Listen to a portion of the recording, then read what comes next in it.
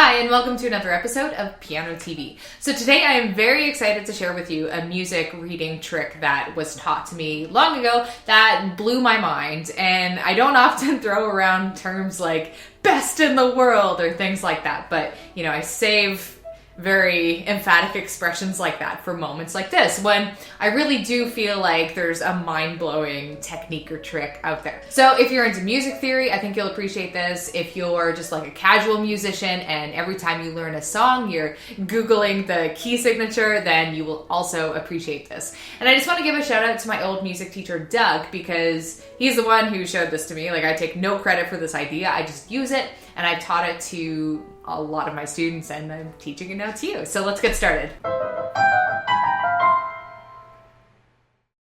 Okay, so last year we did a video on the order of sharps. And if you don't remember it, that's okay. We're gonna do like a little recap here, just because it's gonna help us make sense of this trick and how to read key signatures. But honestly, like, it's just a short explanation. It's not crazy, because the actual application of this is super, super fast. It is a shortcut, I promise.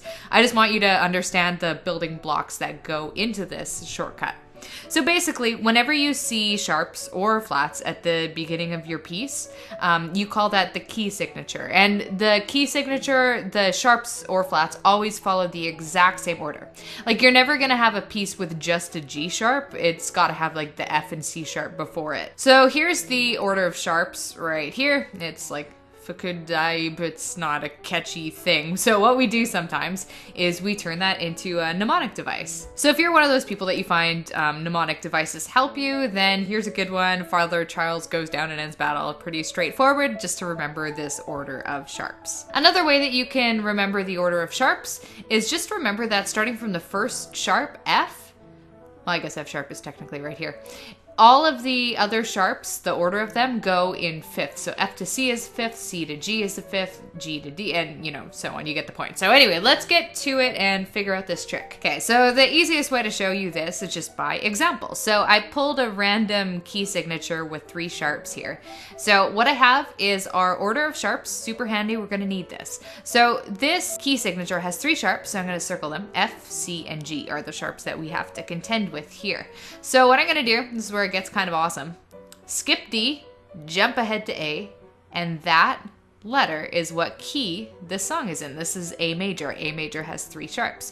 So you include the 3 sharps that you see in the key signature, you skip the next one, and then you land on what it actually is. So let's do a couple other examples. In this example, we have 5 sharps. We have F, C, G, D, and A.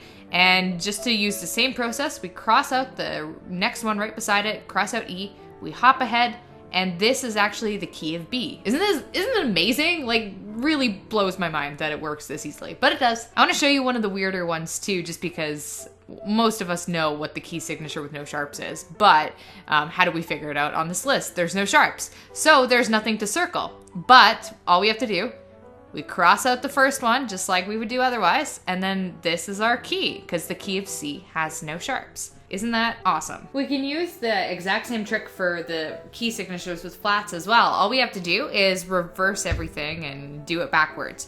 So to figure out the order of flats, super, super easy. All we do is take the order of sharps and flip it around. We have bead gukuf, which I actually kind of just have memorized. I don't know, I think it sounds kind of catchy, bead gukuf. Maybe that's just me. Okay, so let's do another example to figure out how it works with flats. So we have this piece with 3 flats. So to figure out this key signature, I would select 3 flats. Oh, I'm gonna switch to red because it's more, I don't know, obnoxious. So here are 3 flats, B, E, A. And then instead of going forward like we did with sharps, we're gonna go backward a note. So we're gonna cut out this note that we just circled, and we're gonna land on E. And this is the key signature of E flat major. So that's it. It's the same thing. It's just backwards. Let's do another example here. Okay, we got a ton of flats in this situation. B, E, A, D, and G flat. So same thing. We're gonna delete this G flat, and that's gonna land us on D. So this means that D flat major scale or key has 5 flats. So with key signatures that use flats, every one of the keys starts with a flat. So in the sharp key signatures, we say it's the key of G, it's the key of D, it's the key of A. But when we use flats in our key signature, we say it's the key of D flat, it's the key of G flat, it's the key of C flat, kind of a rare one, but you get the idea. And here's a 30-second recap just to make sure you're following along, you're understanding what's going on here. So here's what we're gonna do. We are gonna find out what the sharps and flats are in 2 different keys, okay? So first we're gonna figure out what sharps are in the key of D. I have my order of sharps all here ready to go. So to figure this out, I gotta find the D, because this is what we're looking for, right? This is the key.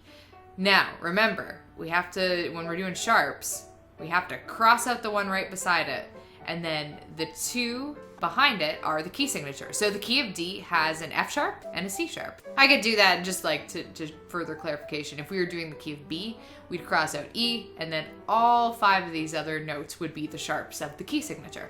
So we're doing the reverse order to figure out the key of A flat. So we have our bead gekuf all laid out here. Find our A flat, there it is. So first of all, we gotta add the ones behind it, because remember, our key signatures will always include the notes behind it. And we go backwards with flats, so we also add the note in front of it. So the key of A flat major has 4 flats, B, E, A, and D. Now before you start shaking your fist at me, I want to point out a little bit of an anomaly, is sort of an exception to this rule, although it still kind of works, so I want to walk you through it. It has to do with the key of F major. So the key of F major actually does have a flat in the key signature.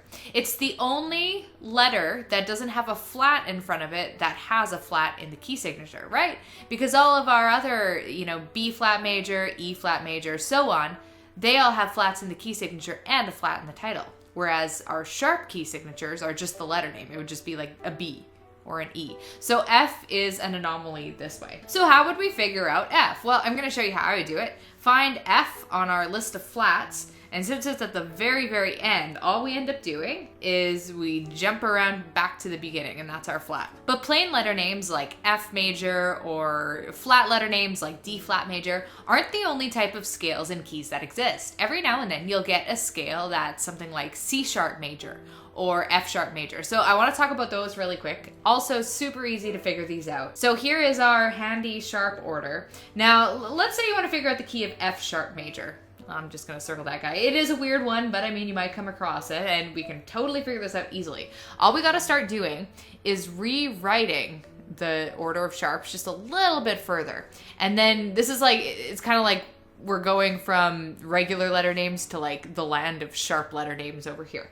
So I'm gonna find my F sharp, I'm gonna circle it, and use the exact same process we did with the other ones. Cross out the one before it, and all 6 of these are gonna be your sharps in F sharp major scale. So I hope you have fun playing around with this little technique and that you find some benefit from it. Let me know if you've heard of this technique in the comments below, or if it's new to you, if you're like mind blown, or if you're just like, meh, whatever, that's not that exciting, it's just me who's getting all excited about it. If you want to explore this topic a little more deeply too, we did a video a while back on how to tell the difference between major and minor keys. And in today's video, we really only talked about the major keys. So definitely check that out if you want to explore, well, how would you figure out if these were minor key scales too? You know what I'm saying. So anyway, send this video a like if you enjoyed it, subscribe if you haven't already, and I will catch you next time.